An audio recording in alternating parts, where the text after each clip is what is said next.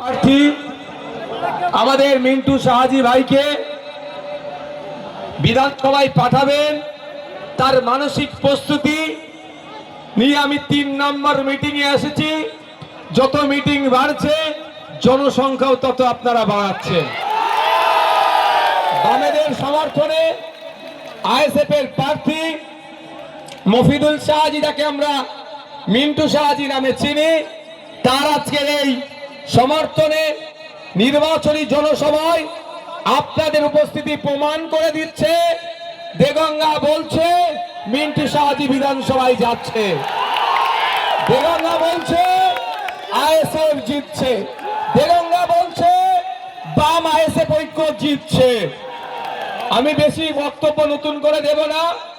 গত কদিন আগেই অভিষেক ব্যানার্জির ভাইপো তথা মমতা ব্যানার্জির ভাইপো তথা অভিষেক বাবু এসে আমার সিকিউরিটি নিয়ে কটা কথা বলেছে।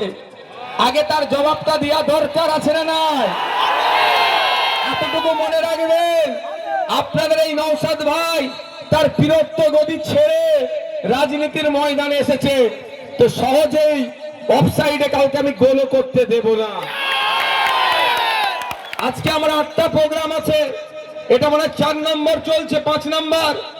আপনি বলুন তাহলে আমার স্ট্রেংথ কত, স্টামিনা কত আছে? যদি 20,000 করে হতো কত হতো? 1.5 লাখ, কম করে 1,60,000। কিন্তু সেটা ছেড়ে আমি অন্য রাস্তায় এসেছি নোংরামি বন্ধ করার জন্য, চাল চুরি বন্ধ করার জন্য, রেশন চুরি বন্ধ করার জন্য, রেশনে প্লাস্টিকের চাল ভরে দিচ্ছে সেটা বন্ধ করার জন্য এসেছি। বাচ্চাদের মিড ডে মিল চুরি হয়ে যাচ্ছে, 84 স্কুলের স্কুল ড্রেস চুরি হয়ে যাচ্ছে, খাতা চুরি হয়ে যাচ্ছে, বই চুরি হয়ে যাচ্ছে, সব চুরি এরা করে দিচ্ছে চুরিকে বন্ধ করার জন্য। তাই বন্ধুগণ, স্লোগানিং পড়ে দেবেন। ভাই স্লোগানিং পড়ে দেবেন। কি বলছে এগুলো শুনে নেন আগে। উনি বললেন যে আমি নাকি, আস্তে ভাই আমার, আস্তে আস্তে। উনি বললেন আমি শুভেন কি অমিত শাহজির দেওয়া সিকিউরিটি নিয়ে ঘুরছি, যদি সাহস থাকে ছেড়ে দিন, রাজ্য সরকার তাহলে দেবে। এটা বলেছে তো, শুনে জানটা একদম ঠান্ডা হয়ে গেল, তাই না? কত তার মানসিকতার কথা বলেছে। এই ধরনের রাজনীতিবিদ হওয়া দরকার, তাই না? আমিও চাই এই ধরনের পরিণত পরিপক্ক রাজনীতিবিদ পশ্চিমবাংলায় বেশি বেশি আসুক। কিন্তু অভিষেক বাবু জানা নাই অলরেডি নওশাদ সিদ্দিকী 3বার তার পিসিমণি তথা রাজ্যের স্বরাষ্ট্রমন্ত্রী মুখ্যমন্ত্রীকে তার নিরাপত্তার জন্য 3বার চিঠি করেছে, নিরাপত্তা রক্ষী দেয়নি। তারপরে আমি অমিত শাহজিকে চিঠি করলাম যে পশ্চিমবাংলায় বিরোধী দলের যারা বিধায়ক আছে সবাইকে আপনি সিকিউরিটি দিয়ে রেখেছেন, আমিও তো বিরোধী দলের বিধায়ক, আমি কি দোষ করলাম? আমার উপর এই ধরনের প্রাণঘাতী হামলা চলছে, আমাকে নিরাপত্তা রক্ষী দেওয়া হোক। তাও অমিত শাহ আমার কথাই সাড়া দিল না। যাহাই দিদি তাহাই দাদা। পিছিয়ে বর্গের কথা বলছি, পিছিয়ে বর্গের দলিত আদিবাসী হিন্দু মুসলমানের অধিকারের কথা বলছি। স্বাভাবিকভাবে অমিত শাহজি হোক আর মোদীজি হোক আর মমতা দিদি হোক, সবার তো মুখটা একটু আমার প্রতি গুমড়ে থাকবে, এটা স্বাভাবিক। তারা আমাকে দিল না। অমিত শাহজিকে চিঠি করলাম, দিল না। মমতা ব্যানার্জিকে 3বার চিঠি করেছি, দেয়নি। তারপরে আমি স্পিকার স্যারকে চিঠি করলাম, আমি যার কাস্টেডিয়ান, আমি যার আন্ডারে আছি, যিনি আমার কাস্টেডিয়ান, তাকে বললাম যে ন্যূনতম বিধায়ক হলে যেই সিকিউরিটিটা পাওয়া যায় সেটা অন্তত আমাকে দেওয়া হোক। তাও মমতা ব্যানার্জি, এই অভিষেক ব্যানার্জির পিসিমণি, আপনাদের জানিয়ে রাখি, মিষ্টি মিষ্টি কথা বলে সরল ধর্মপ্রাণ মুসলমান দলিত আদিবাসীর কাছ থেকে দীর্ঘদিন এরা ভোট লুট করেছে। নওশাদ মার্কেটে আসার পরে এদের ভোট লুট বন্ধ হয়ে যাচ্ছে, এদের এই জন্য তারা চাপে পড়ে যাচ্ছে।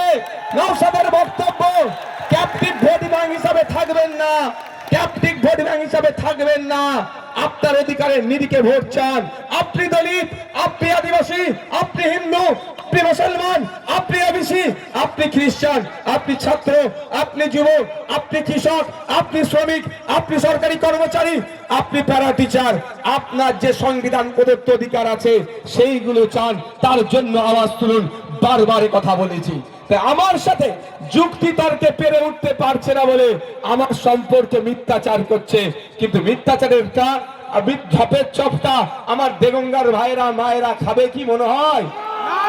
এই অভিষেক বাবুর ঢপের চপ আমরা খাবো? তারপর আমি জবাব দিয়ে যাচ্ছি। আমি 3 বার মমতা ব্যানার্জিকে চিঠি করেছি, একবার স্পিকার স্যার আর একবার স্বরাষ্ট্র সেন্ট্রাল হোম মিনিস্ট্রিকে করেছি। কেউ আমার ডাকে সাড়া দেয়নি। কিন্তু আমি তো চুপ থাকার ছেলে নয়। সোজা আঙুলে না ঘি উঠলে কি করতে হয় আঙুল? আমি সেই ছেলে, পেনের খোঁচা দিতে একটু বেশি পছন্দ করি। আস্তে আস্তে তো আমাকে দুটো বোন দুটো পেনও গিফট করেছে। দেখো সব ছেড়ে এসেছি, পেন আমি ছাড়িনি, আমি পকেটে ভরে নিয়েছি। বুঝতে পেরেছো? আমি এই ছেলে তো 5 টাকার পেনের খোঁচা খুব ভালো লাগে আমাকে দিতে। আমি 5 টাকার পেনের খোঁচা আইনি লড়াইয়ে গেলাম, কলকাতা হাইকোর্টে গেলাম। আমি যত কটা চিঠি যেখানে যেখানে করেছি সেখানে সেখানে দিয়ে দিলাম। দিয়ে দেওয়ার পরে কলকাতা হাইকোর্ট সিআইএসএফ কে নির্দেশ দিল, ইমিডিয়েট একটা টাইম বাউন্ড করে দিল। এর মধ্যে নওশাদ সিদ্দিকীর কি থ্রেড আছে, থ্রেডের বিশেষে একে নিরাপত্তা রক্ষী দেওয়া হোক। এবার বলুন আমি অপরাধ করেছি না? আমি নাই পথে আমার অধিকার আমি বুঝে নিয়েছি। এই বলুন আমি লড়াই করে আমি আমার অধিকার বুঝে নেব না? তো এই অধিকার বুঝে নিয়ে তো অনেকের অসুবিধা হচ্ছে। কি বলছে যে রাজ্য অমিত শাহর পুলিশ ছেড়ে দিক, আমরা দিয়ে দেবো। আমি তাহলে একটু জানতে চাই অভিষেক বাবুকে, যে অভিষেক বাবু আপনি যখন দিল্লি এয়ারপোর্টে নামেন, সিআইএসএফ আপনাকে স্কট করে মেন দরজা অব্দি ছেড়ে দেয়, এটাও সেটাও সিআইএসএফ, এরাও সিআইএসএফ। ও আপনাকে এয়ারপোর্ট থেকে ফ্লাইট থেকে মেন গেট পর্যন্ত অমিত শাহ পুলিশ ছেড়ে দিলে কোনো অসুবিধা হয় না। আর নওশাদ সিদ্দিকী মামলা করে সিআইএসএফ নিলে আপনারা তো বুক ফাটে কেন? জানবো না আমরা? অ্যাকচুয়ালি অভিষেক বাবুর বুক ফাটেনি। এখানে যিনি আছেন তার তিনার হয়ে একটু ওকালতি উনি করেছেন। এই জন্যই যে দেখছে দেগঙ্গা বেরিয়ে গিয়েছে হাত থেকে,